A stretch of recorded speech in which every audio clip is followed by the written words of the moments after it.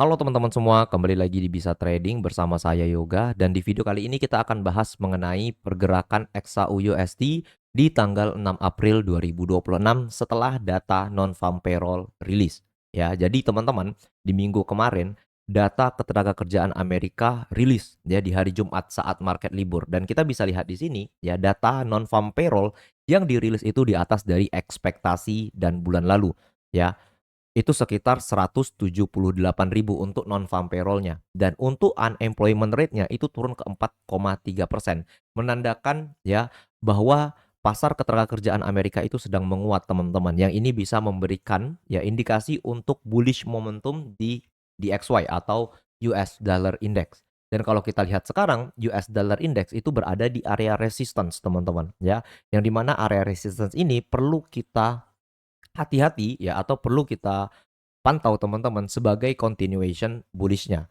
Kalau misalnya hari ini marketnya itu close di atas dari dua area resistance ini besar kemungkinan market di XY masih berada pada bullish momentumnya. Karena faktor fundamental seperti data ketenagakerjaan itu sangat kuat ya teman-teman ya. Kita sama-sama tahu bahwa kalau misalnya NFP-nya itu menguat, maka indeks US dollar-nya atau di XY-nya itu juga bakal menguat.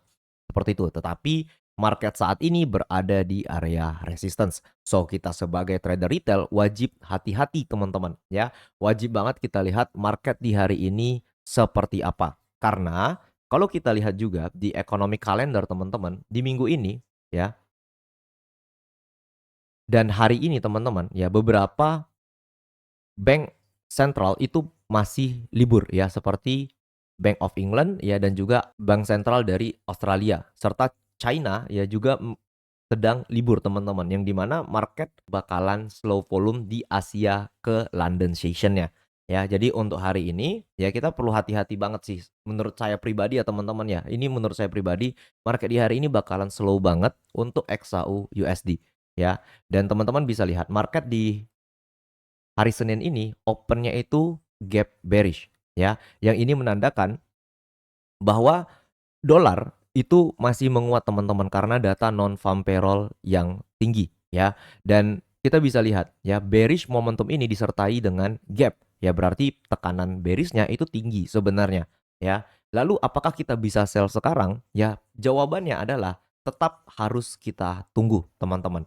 Kenapa seperti itu? Karena sama kayak US dollar. Kalau US dollar berada di area resistance, XAU itu sedang berada di area support, teman-teman. Ini adalah area supportnya, ya, area 4.580 sampai area 4.600. Ya, ini adalah area support intraday untuk XAU USD. Ya, kalau misalnya market tidak break dari area supportnya, ini bisa ngasih kita retracement untuk harga naik ke atas. Jadi, ya kita menyelaraskan antara fundamental dan juga price action trading, teman-teman. Kita tidak bisa langsung sell ketika kita dapatin beritanya itu bagus untuk US dollar. Jadi kita lihat juga dari price action-nya, seperti itu. Ya, kalau kita langsung entry tanpa lihat price action itu sama aja teman-teman. Ya, tidak ada gunanya. Kita juga harus menyelaraskan dengan price action yang sedang terjadi. Kalau kita lihat XAU saat ini, itu masih berada di area supportnya. Satu-satunya cara untuk melihat XAU ini turun, dia harus breakout dari area supportnya seperti ini teman-teman.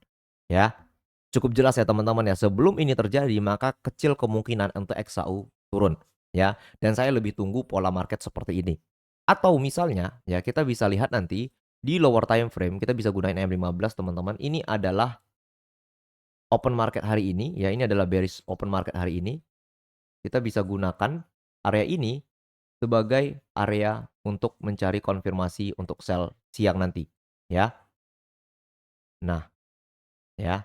Ini adalah pola yang masuk akal ya. Salah satunya marketnya retest gapnya, setelah itu harga close di bawah open market, lalu marketnya di close di bawah dari area support, retest juga, dan ini memberikan kita momentum sell di XAU USD ya. Seperti itu teman-teman. Cukup jelas ya. Jadi marketnya itu harus close di bawah dari open marketnya. Ini adalah main prediction hari ini.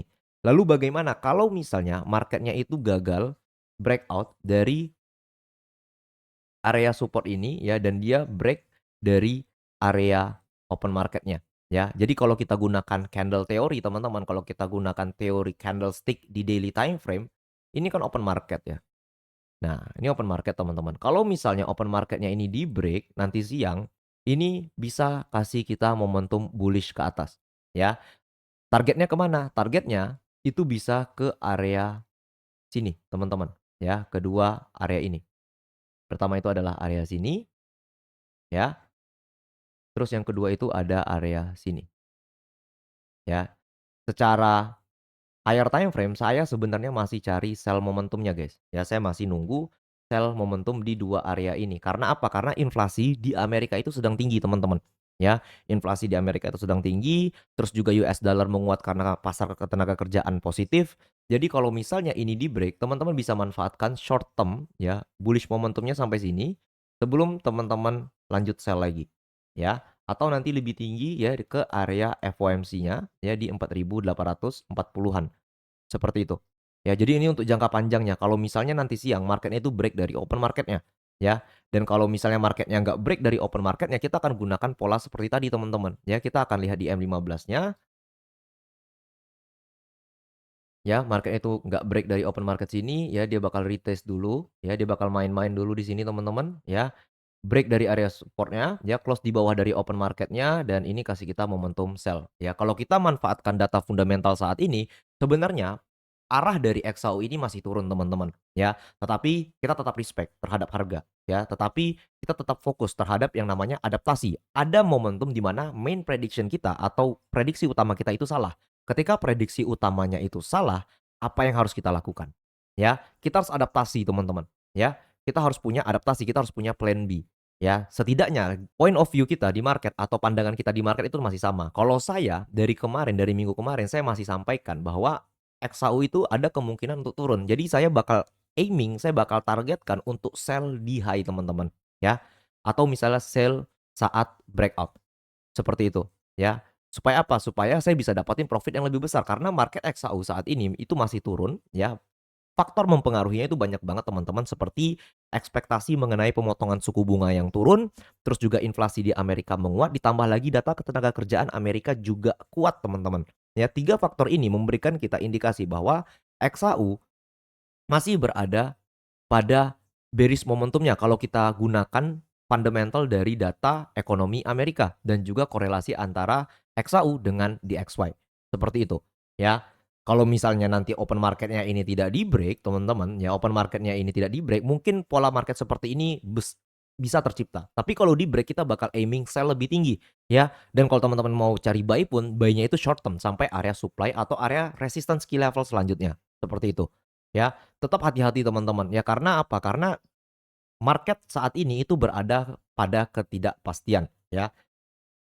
Yang di mana market yang berada di ketidakpastian atau uncertainty itu biasanya memberikan kita manipulasi di mana-mana. Jadi penting untuk teman-teman, kalau misalnya teman-teman trading di hari ini dan beberapa hari ke depan, teman-teman gunakan money management yang benar-benar ketat, terus teman-teman gunakan lot ya manajemen yang bagus, jangan overload, over trading, apalagi sampai teman-teman revenge trading. Seperti itu.